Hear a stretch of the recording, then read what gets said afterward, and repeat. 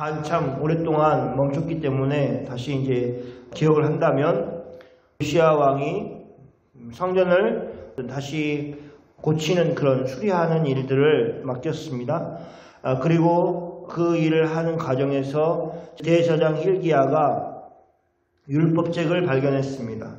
그 내용을 서기관 사반이 읽었습니다. 그리고는 이것을 왕에게 보고해야 된다고 생각을 하고 왕에게 보고를 하였습니다. 그때 왕이 그 사반이 읽는 율법책의 말씀을 들으면서 옷을 찢었습니다. 다른 말로 하면 회개를 하였다는 것입니다. 그리고 그는 여선지자 훌다에게 보내었습니다. 그래서 여선지자를 통해서 앞으로 어떻게 되어질 것인가 하는 것을 듣게 되었습니다. 이런 과정들이 있었다는 것을 기억을 할 수 있습니다. 요시야 자신에게는 하나님께서 평안히 묘시로 돌아가는 그런 은혜를 주시겠다고 말하였지만 결국은 하나님이 그를 심판을 멈추지 않으시고 유다의 또 예루살렘에 심판을 하실 것이다 라는 말씀을 들었다는 것입니다. 신기한 것은 그럼에도 불구하고 왕은 이스라엘 백성들을 하나님 앞으로 돌리려고 하였다는 것입니다. 그 첫 번째 일이 무엇이냐? 그것은 언약을 맺는 일입니다. 항상 위기의 순간에 이스라엘 백성들은 하나님과 다시 언약을 맺는 일을 하였습니다. 그런 전통을 따라서 요시야 왕이 그 일을 하였다라고 볼 수 있습니다. 1절에 보면 왕이 보내 유다와 예루살렘의 모든 장로를 자기에게로 모으고 이 왕이 예루살렘의 성전에 올라가매 유다 모든 사람과 예루살렘 주민과 제장들과 선지자들과 모든 백성이 노소를 막론하고 다 왕과 함께 한지라 되어 있습니다. 그래서 1절에 유다와 예루살렘의 모든 장로를 자기에게로 모으고 하는 그 말과 2절 사이에 간극이 있었을 것이고 분명히 이 장로들을 통해서 온 이스라엘 백성들이 다 모일 수 있도록 하였을 것이다 라고 우리가 짐작을 할 수 있습니다. 그래서 1절과 2절에 가장 많이 나오는 단어 중에 하나가 뭐냐면 모든이라는 것입니다. 모든 장로들 또 그리고 유다 모든 사람들 또 모든 백성들 또 노소를 막론하고 이렇게 되어 있습니다. 그래서 모든 말씀을 읽었다. 이렇게 모든이라는 말이 나와 있는데 이 일에 다 함께 참여하고 있다는 것입니다. 요시야가 하는 이 종교개혁 또는 언약을 다시 갱신하는 일에 모든 사람들이 함께 동참하고 있다는 것을 강조하고 있습니다. 그래서 이 왕의 말에 순종하여서 어떻게 유다와 예루살렘의 모든 거민들이 나와서 하나님과의 언약을 다시 맺고 있는가 하는 것을 보여주고 있습니다.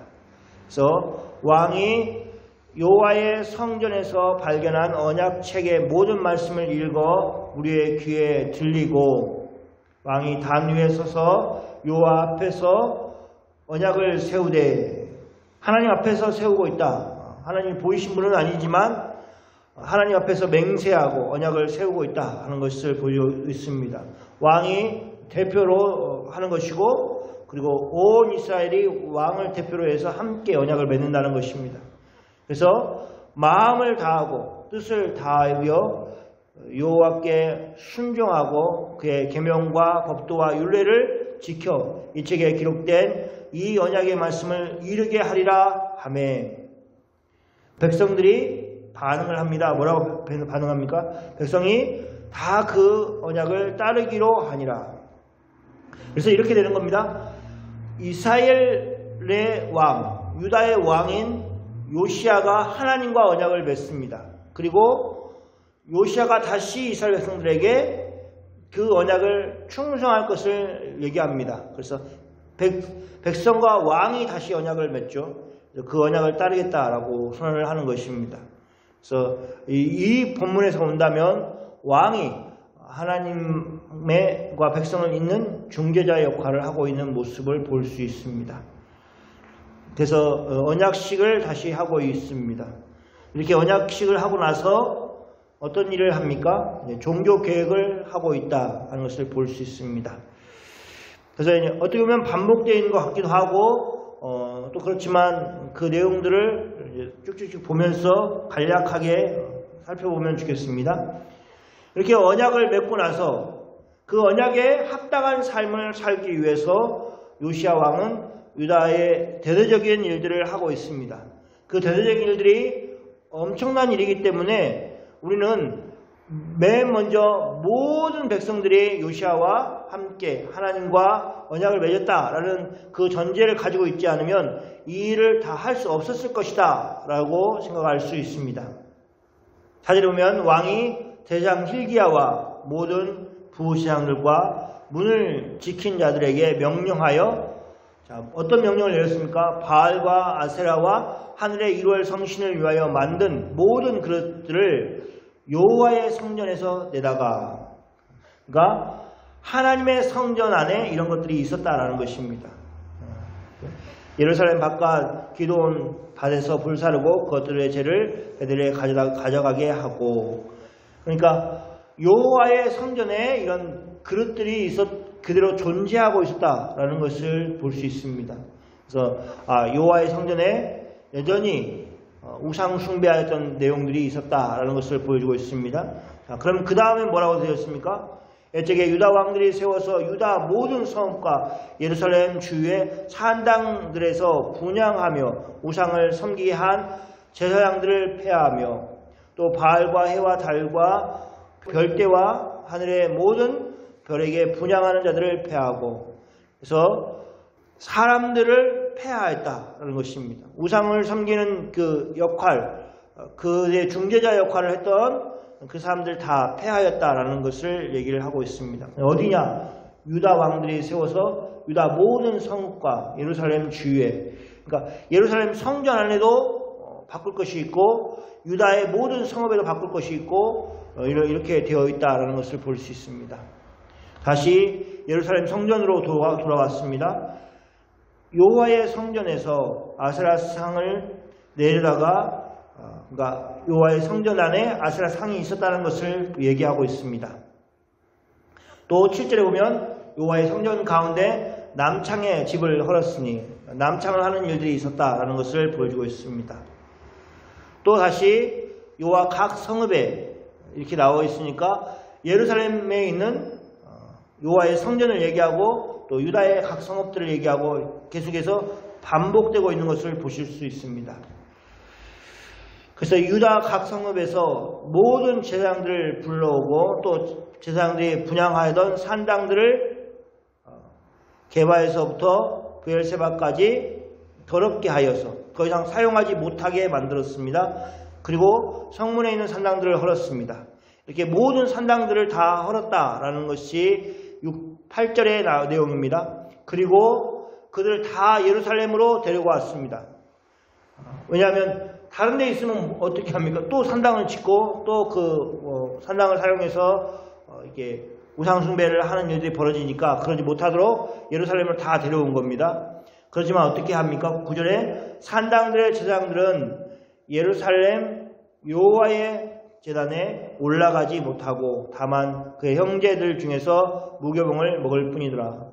그러니까 제사장들 가운데 있어서 음식을 먹고 그래서 생명을 유지할 수는 있지만 거룩한 제사장으로서 해야 될 여호와의 제단에 올라가는 일을 못하게 했다라는 것입니다. 왜냐하면 그들이 우상 숭배에 가담하여서 산당에서 일하였기 때문입니다.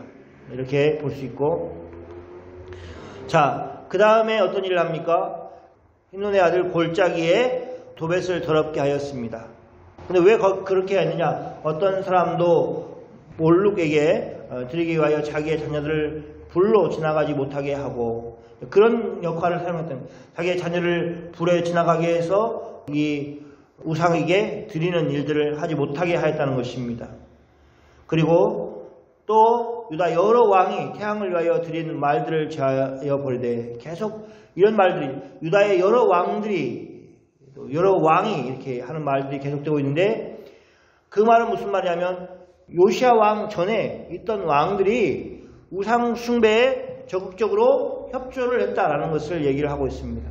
그러니까 요시야 왕이 큰 종교 개혁을 하고 있다는 것을 보여주는 것이죠.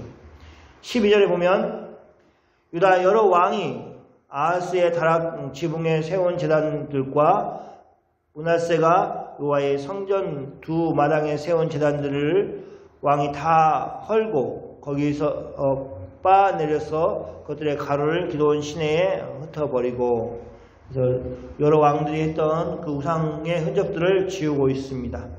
그 다음에 한 일은 13절에 예루살렘 앞 멸망의 산 오른쪽에 세운 산당들을 왕이 더럽게 하였으니, 그럼 이게 왜 멸망의 산인가? 이는 옛적에 이스라엘 왕 솔로몬이 시돈 사람의 가증한 아세다롯과 모압 사람의 가증한 그모스와 암몬 자손의 가증한 밀곰을 위하여 세웠던 것이며, 그러니까 솔로몬이 결혼을 하면서 부인들의 이방 부인들을 데리고 왔는데 그 이방 부인들이 자기 나라의 종교를 가지고 왔죠. 우상 숭배를 가지고 와서 거기서 그 신을 섬기는 곳을 만들었는데 바로 그모스나 또 밀곰이나 이런 것들을 섬기는 일들을 하였다. 아스타롯을 섬기는 일을 하였다. 그것을 지금 더럽게 하였다라는 것입니다. 그래서 왕이 또 석상들을 깨트리며 아세라 목상들을 찍고 사람의 해골로 그것을 채웠더라. 이제 장소를 옮깁니다. 15절에 보면 또한 이스라엘에게 범죄하게 한 느밧의 아들 여로보암이 베델에 세운 제단과 산당을 왕이 헐고 또 그 산당들을 불사르고 빻아서 가루 만들며 또 아세라 목상을 불살랐더라. 지금까지는 예루살렘과 유다에서 일을 했다면 15절부터는 이미 멸망한 북이스라엘 땅에 들어가서 거기를 깨끗게 하고 있다 하는 것입니다. 그 당시 때는 아수르가 힘을 잃고 있었고, 그래서 북이스라엘을 지배하고 있던 아수르가 약해져 있는 사이에서 이 남유다의 왕 요시아가 거기에 가서 산당들을 제하는 일을 하였다는 것입니다. 이렇게 15절의 일을 하고 나니까 어떤 일이냐? 이스라엘에게 범죄하게 한 느밧의 아들 여로보암이 베델에 세운 단과 산당을 왕이 헐고 그 산당들을 불사르고 빻아서 가루로 만들며 한 그 일을 하였다는 것입니다. 그랬더니 이제 16절에 요시아가 몸을 돌이켜서 산에 있는 무덤들을 보내어 그 무덤들에서 해골을 가져다가 제단 위에서 불살라 그 제단을 더럽게 하였다. 제단을 더럽게 하였다는 것입니다. 근데 이 일을 하나님의 사람이 전하였더니 그 전한 여호와의 말씀대로 되었더라. 여기서는 이제 무슨 말인가 할 수 있는데 이거는 다음 시간에 보여요. 다음 시간. 열왕기 13장에 연결된 내용인데 다음에 더 자세히 보면 좋겠습니다. 아무튼 이렇게 해골을 가져다가 제단 위에서 불살라가지고 그 제단을 더럽게 하였습니다. 그랬더니 그리고 나서 요시아가 이제 묻습니다. 내게 보이는 저것은 무슨 비석이냐? 비석이 하나 보였겠죠? 그래서 비석을 가리키면서 저게 무슨 비석이냐? 라고 물으니까 성읍 사람들이 요시아 왕에게 얘기합니다. 왕께서 베델의 제단에 대하여 행하신 일들을 전하려 유다에서 왔던 하나님의 사람의 묘실이니이다. 아니라 그러니까 이제 비석이 있는데 이게 무덤을 가리키는 그 묘실을 가리키는 그 내용인데, 그러니까 이게 언제냐? 남유다와 북이스라엘이 나눠졌을 때, 여기 보면은 15절에 느밧의 아들 여로보암이 베델에 세운 제단과 산당을 왕이 헐고 또 그 산당을 불사르고 빻아서 가루로 만들며, 그러니까 이 여로보암 때에 있었던 일이라는 것입니다. 그 여로보암 때에 있었던 그 일을 마을 사람들은 다 기억을 하고 있는 거죠. 저 비석이 여로보암 때에 한 선지자가 유다에서 왔는데 왜 유다에서 왔다고 얘기를 하냐? 지금 이 땅 베델의 땅은 북이스라엘에 해당되었기 때문에 그렇습니다. 유다에서 왔어요. 하나님의, 근데 이 선지자가 예언을 했다는 것입니다. 앞으로 한 왕이 나올 건데 이 제단을 더럽게 할 것이다 하는 그 예단을 했던 그 이야기가 계속 내려왔다는 것이죠. 그래서 18절에 왕이 그 묘실에 있는 것은 건드리지 않았다는 거예요. 자 보세요. 16절에는 어떻게 되냐? 16절에 산에 있는 무덤들을 보내요. 그 무덤에서 해골을 가져다가 제단 위에 불살라 그 제단을 더럽게 하니라. 그게 제단이 있는데 제단 근처에 묘실이 있어요. 그 묘실은 다 뭐냐? 이 제단과 관련된 일을 하였던 사람들의 묘실이었던 겁니다. 그렇기 때문에 다 뼈를 꺼내다가 이렇게 불살른 거죠. 그런데 하나님의 사람의 묘실이다라는 말을 듣고는 그것은 그대로 두라 이렇게 하는 거죠. 그의 뼈를 옮기지 말라. 그래서 무리가 그 뼈와 사마리아에서 온 선자의 뼈는 그대로 두었더라 이렇게 되는 것입니다. 그 이유가 있는 것이죠. 그 다음에 전에 이스라엘 여러 왕이 사마리아 각 성읍에 지어서 여호와께 경록하게 한 산당을 요시아가 다 제거하되 베델에서 행한 모든 일대로 행하다. 그러니까 사마리아 각 성읍, 북이스라엘의 수도와 같은 사마리아의 그 각 성읍에서도 베델과 같은 일을 함으로 다 이 산당들을 제거했다라는 것입니다. 그리고 또 거기에 있는 산당의 제단들을 다 제단 위에서 죽이고 사람의 해골을 제단 위에서 불사르고 이렇게 됐죠. 전에 유다에 있었던 산당들의 제사장은 어떻게 했습니까? 그들은 예루살렘으로 데리고 왔죠. 데리고 와서 어떻게 해요? 제단에 오르는 일은 못하지만 그 형제들과 함께 무교병을 먹을 수 있는 떡을 먹을 수 있는 그래서 생명을 연장할 수 있고 생활할 수 있는 그 기회들을 주었다면 여기 산당의 제사장들은 어떻게 되냐? 죽였다는 거예요. 그리고 제단을 더럽히며 불살랐다는 것입니다. 특징이 있죠. 그럼 왜 그러냐? 유다에 있는 제사장들은 비록 산당에서 일을 하였지만 레위인이고 그들은 하나님을 버린 사람들이 아니었다는 것입니다. 그런데 여기에 북이스라엘의 제사장들은 어떤 사람들이냐? 같은 산당에서 일한 것 같이 보이지만 이 사람들은 레인이 아니고 왕이 돈 주고 판 거예요. 이 제사장직을 팔고 그들은 정말로 더 심한 우상 숭배를 하였던 사람들이기 때문에 죽이고 그리고 그 사람의 해골을 제단 위에서 불태웠다 이렇게 불살랐다라고 얘기하는 것입니다. 그리고 중요한 것은 예루살렘으로 돌아왔더라 되죠. 그러니까 지금 여기 나와 있는 모든 내용들을 누가 앞장서서 했느냐? 요시야 왕이 앞장서서 했다는 것입니다. 요시야 왕이 예루살렘에 앉아서 야 이렇게 해라 저렇게 해라 라고 보고를 받고 지시를 하고 보고를 받고 한 것이 아니라 돌아다니면서 지금 성경에 이렇게 20절까지 내용 그 모든 내용들을 요시야 왕이 직접 진두지휘를 했다는 것입니다. 그러면 어떤 결과가 있을까요? 왕이 직접 하니까 속도가 빠르겠죠. 속도가. 이거를 해야 될까 말아야 될까? 왕에게 보고를 해서 왕이 이걸 하는 것을 기뻐할까? 어떻게 하는 것을 기뻐할까? 이런 게 아니라 왕이 그 자리에서 죽여라, 태워라, 허물어라 하는 명령들을 직접 내렸다는 것입니다. 그렇게 하는데 어디까지 갔느냐? 예루살렘에서만 머물렀던 것이 아니고 유다 전역을 돌아다니고 또 어떻게 해요? 베델에 가고 또 사마리아에 가고 북이스라엘의 영토까지도 다 돌아다니면서 그 일을 하였다는 것입니다. 그 다음에 마지막으로 다 일을 마무리하고 예루살렘으로 돌아왔습니다. 그러니까 이 예루살렘으로 돌아왔다라는 것은 더 이상 제사장들을 죽일 제사장도 없고 또 더 이상 깨트려버릴 우상들도 없고 또 산당들도 없었다라는 것입니다. 그래서 어떻게 하냐면 요시아가 봤을 때는 완전하게 다 우상을 제거했다라고 자기 눈으로 확인하였기 때문에 돌아왔다는 것입니다. 이게 참 되게 중요한 의미가 있죠. 그렇죠? 그러니까 요시아는 진짜 말 그대로 하나님과 언약을 맺고는 하나님 앞에서 하나님이 싫어하시는 모든 것을 제거를 하였다는 그런 내용을 여기 예루살렘으로 돌아왔더라라는 것에서 포함하고 있습니다.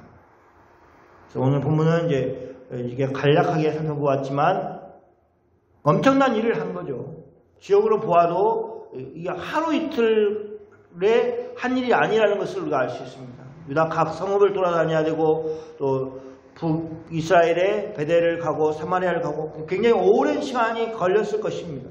그러나 이 요시야가 일을 다 마무리할 때까지 지치지 않고 그 일을 하였다는 것입니다. 또 한편으로는 하나님 그 일을 다 마무리할 만큼의 그 시간적인 여유를 주셨다는 부분도 있습니다. 그래서 이제 물론 이제 요시야가 일을 다 했지만 우리가 거꾸로 생각해 보면 하나님이 요시야를 통해서 정말 완전한 개혁을 맛볼 수 있게 하셨구나. 유다의 여러 왕이 지금까지 쌓아놓았던 죄악들을 다 제거하도록 하나님께서 기회를 주셨구나. 그런 것을 알 수 있습니다.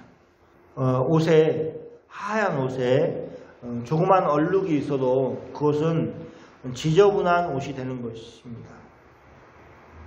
우리는 그것을 항상 생각을 해야 됩니다.